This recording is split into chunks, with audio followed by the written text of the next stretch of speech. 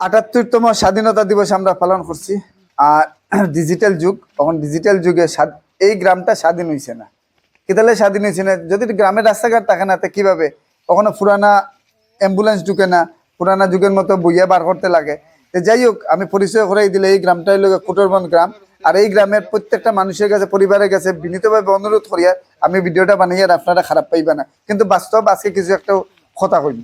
তো বিষয়টা হয়েছে কি, এই গ্রামের প্রত্যেকটা মানুষে দীর্ঘদিন থেকে কষ্ট করে, কিন্তু জনপ্রতিনিধি যারা আছেন তারা গিয়া ভোটের সময় গিয়া ভোট খুঁজেন, কিন্তু তারার যে প্রবলেম যেটা আছে, এই প্রবলেমটা খুঁজবার আজ পর্যন্ত তখন পর্যন্ত মানুষ হয়েছে না, স্টিল নাও আজকের ডেট পর্যন্ত। তো যাই হোক, গ্রামের মানুষ, এই গ্রামের চেরাগি ফাকুয়া টু রাস্তা, একটা হইল গিয়া রাস্তা সামনের দিকে, পিছন দিকে হইল গিয়া এরালিকুল থেকে রেলগেট, চেরাগি পূর্ত সড়ক থেকে ফাকুয়া যে রাস্তা গেছে, এইটার থেকে শুরু করিয়া রেলগেট পর্যন্ত একটা রাস্তা গেছে। এই রাস্তাটা নতুন কাজ চলে, এটা বিধায়ক সিদ্দিক আহমেদে কাজ করে। এটা হলে তাই না সমষ্টি। এখন বিষয়টা হয়েছে গিয়া, এই রাস্তাটা কাজ হয় না কেন? কোনো দিন কোনো জনপ্রতিনিধি হোক বা কোনো লিডারে হোক বা মন্ডল থেকে ধরিয়া কেউ কোনোদিন খবর লইছে না। কেতালে খবর লইছে না? হ্যাঁ, গ্রামের মানুষ ভোট তো নিশ্চয়ই দিবা তারা, কিন্তু তারার সুবিধা এটা আমরা দেখে লাভ নাই। এটা মারাইয়া হোক, জাস্ট খালি গল্প।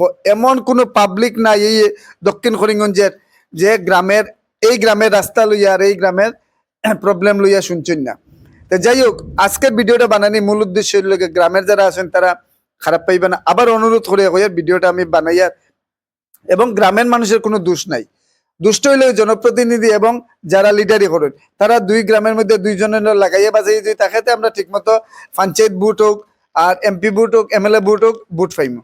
তো বিষয়টা হয়েছে কি, দেখুন গ্রামের মধ্যে রাস্তাটা হইতো না, হয়তো বা কেউ সামনে রাস্তা আছে, রাস্তাটা দেন না, সুবিধা তারা থাকতে পারে।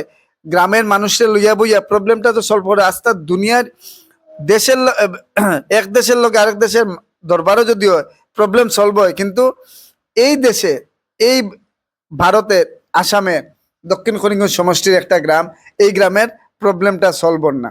তো যাই হোক, আমি বিনীতভাবে অনুরোধ করবো যারা জনপ্রতিনিধি আছেন তার কাছে, যে এই গ্রামের যে পরিবারের সাথে প্রবলেম হওয়ার বা কি কারণে অন্য রাস্তাটা, আপনারা একদিন এই দেশের মানুষের লইয়া, প্রত্যেকটা এই গ্রামের মানুষের লইয়া বইয়া যদি প্রবলেমটা সলভ করিয়া দেন, কিচ্ছুই তো না, উপকৃত হইব যারা অসুস্থ মানুষ। এই যে মানুষটা তখন চেয়ারও বইয়া যায়, তখন খালি ভগবান ঈশ্বরে ডাকে যে আমার বাঁচবার, প্রত্যেকটা মানুষের বাঁচবার অধিকার আছে এবং চাই লোকে বাঁচত। তো যাই হোক, তারা পরিবারের মানুষ এবং গ্রামের মানুষের বাঁচাইবার লেগে লইয়া যায় হসপিটাল।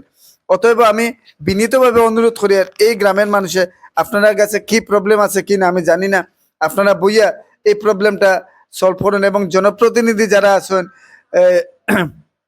যারা নেতৃস্থানীয় যারা আছেন, লিডার আছেন, মন্ডল আছেন, প্রত্যেকটা দল সংগঠনের মানুষের কাছে হইয়া দিয়া, ওখানে আপনারা একটু চোখ খুলে গ্রামের মানুষের দিকে মায়ার দৃষ্টিতে চাইয়া তারা লইয়া বইয়া কি প্রবলেম আছে, তারা মনের দুঃখ স্বাভাবিক, যে জায়গা দিত তারা মনে দুঃখ থাকতে পারে, যে জায়গা নিত তারারও দুঃখ থাকতে পারে। দুই পার্টিরে লইয়া বইয়া এই গ্রামে একটা প্রবলেম আছে, গতিকে আজ পর্যন্ত রাস্তাটা অন না। এবং যারা লিডারি কররা তারা তো হাতে তালে দিয়া বুটের সময় ফেক সানিয়ে যাইবা গে বাইরে হাত পা দুইয়া, বাস এই গ্রামের মানুষে কিতা হয়েছে কিতা না জানি না। তো যাই হোক, ওইটাই আপনারা চাইরা।